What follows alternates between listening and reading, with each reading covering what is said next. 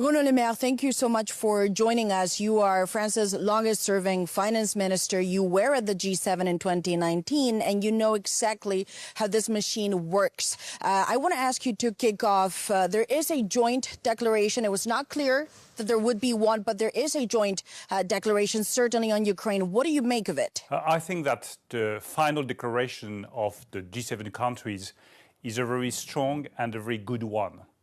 All the points that we have on Ukraine are really significant and show a full support of G7 countries to Ukraine and to the opposition to the Russian attack. The fact that G7 countries seem to be able and ready to provide long-range missiles to Ukraine is quite good news. The fact that the United States of America stand ready to trigger new economic sanctions against Russia is also good news to put that war to an end, to a ceasefire, and to really put a limit to Vladimir Putin. I also think that on the global imbalances, France and President Macron were right to underline that these global imbalances between the US, Europe, and China are not for the benefit of all the countries in the world and must be changed. I don't want to spend too much time on President Trump, but he is going to a dinner in Versailles. Was that a step needed in terms of diplomacy to get this deal done? You know, we all are aware of the difficulties that we are facing in the relationship between Europe and the US. I was personally very critical against the deal that was made between the United States and Iran, because to me this is a fake deal. But I think that this is in the global interest of all G7 members to stand united to face the challenges of the 21st century, especially the question of economic imbalances with China. And you say this is a fake deal. Why is that? The Europeans have welcomed that as a breakthrough. In fact, they salute, and that's a quote, the strong leadership of the president of the U.S. Is this really a good deal? No, it's not a good deal. And I disagree on that point. I would use the title of a famous play, which is Much Ado About Nothing. The United States decided to trigger the war against Iran. And I think that after the deal, Iran is stronger than before the war. You still have these uncertainties about the future of the Strait of Hormuz. Will there be a toll or not on the Strait of Hormuz? You don't have very strong solutions, and you are not addressing the key question of fissile materials. There are only words, but there are not very strong technical commitments on the fissile materials and on the best way to prevent Iran to get access to the nuclear weapon, which is the absolute key and the absolute worry of all countries around the world. How do we do to prevent Iran to get access to the nuclear weapon? And the third question, which is not addressed in the deal, is the long-range ballistic missiles capacities of Iran.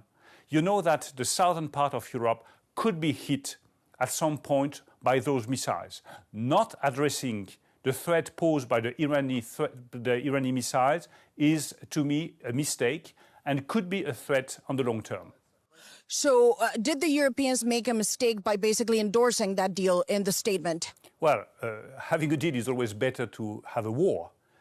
But we must be lucid that this month of war have reinforced the Iranian regime and reinforced Iran in the region. It was not exactly the strategic purpose of that war. So to me, this is a failure. And I think that the European countries do have a key role to play to reinforce the commitment of Iran vis-à-vis the nuclear weapons, vis-à-vis the missile threat, and also vis-à-vis the key question from an economic point of view of the Strait of Hormuz. And Mr. Le Maire, in a broader line, you have said at times that the way that Trump negotiates, and you've seen it firsthand because you were involved directly in those talks, is sometimes and oftentimes brutal. Is this G7 a moment of reconciliation, or would you say ultimately Trump has not changed? The Europeans need to push for their own interests? I think that the single lesson that all the European leaders must draw from the past month, and I would say from the past 2 years, is that if they want to be relevant and strong, they need to be united. And they don't need to be united with the 27 member states. They need to give a new impetus to the European construction by building a European with 6 core countries: France, Germany, Italy, Spain, Poland, and the Netherlands. They should put on the table some key issues on which they want to deliver, either the question of Iran, or the question of Ukraine, or the question of building chips capacities on the European soil, or the question of energy and nuclear energy. 6 countries instead of 27 countries is the best way of reinforcing Europe, of facing the threat posed by many empires around the world, and to get some concrete results. You know, we cannot accept anymore to be blackmailed by the US administration. The way President Trump and the US administration is explaining, well, you should get rid of the taxation of Google, Amazon, Facebook, and Microsoft, otherwise I will hit you with new tariffs, is 100% unacceptable among allies. So if we want to resist that kind of threat and that kind of blackmail, we need to be united. The 6 strongest European member states must stand united. So you're saying that blackmail will remain, but you make a strong statement there. You say Europe, forget about unity at 27, go to 6 countries. How would that work? You know, 27 countries means long talks and very few decisions. We need strong decisions and less talks. This is why I really emphasize the necessity to move towards a Europe with 6 core countries, and then the 21 other member states, if they want to join, they will join. But first of all, let's move on. Second, the way the US are dealing with Europe is not acceptable. The way they are putting this question of tariffs and this threat of new tariffs against French wines or German automobile industry is something we cannot accept. But if we are divided, you cannot resist that pressure. If you stand united, explaining that it will be difficult for the US to get access to the European market if they do not respect Europe as a partner, is the best way of getting some concrete results. And I want to ask you a final question, but I want to pick up on this point because you're pitching now a Europe that would work at 6. Is there political consensus to do that? And I say that because your own country is heading into a very polarizing election next year. Next year you will have key elections.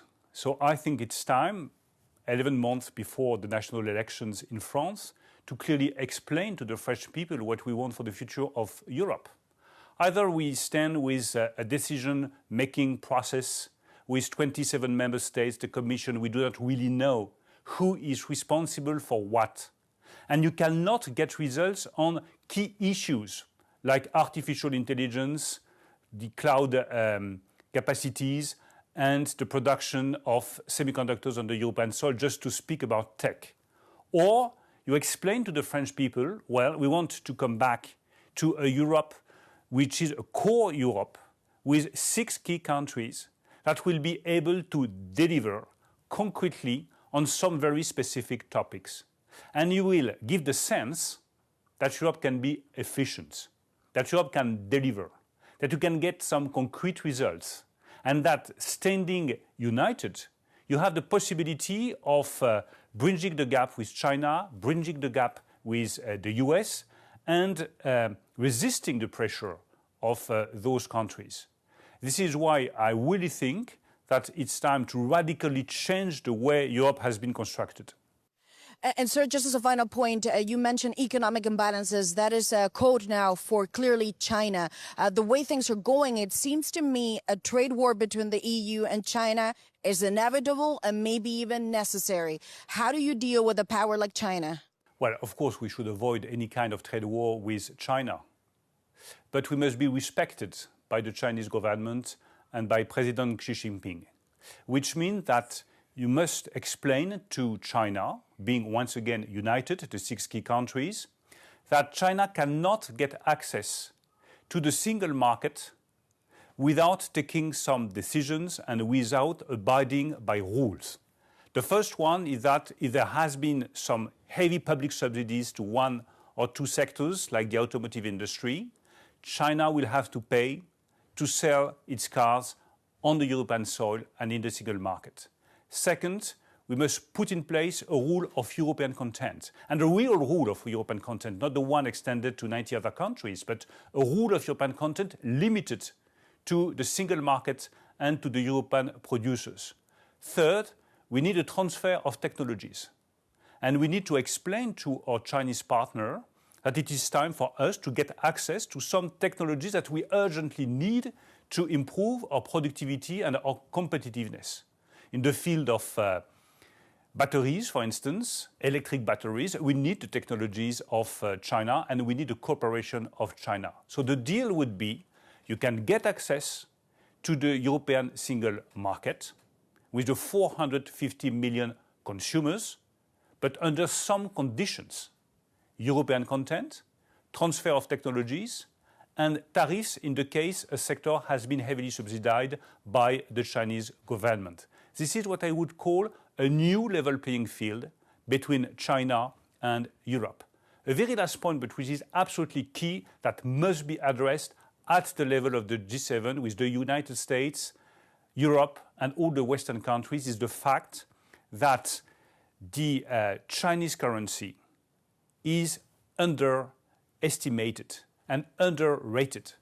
This poses huge problem for the competitiveness of the European and the US industry. So we must address this question of the level of the Chinese currency and the fact that for the time being it is under-evaluated and it gives to China the possibility of exporting far quicker and far better its products to either the US or to Europe. So a new level playing field. Mr. Le Maire, thank you so much for joining us on this important G7. Thank you so much. Thank you very much.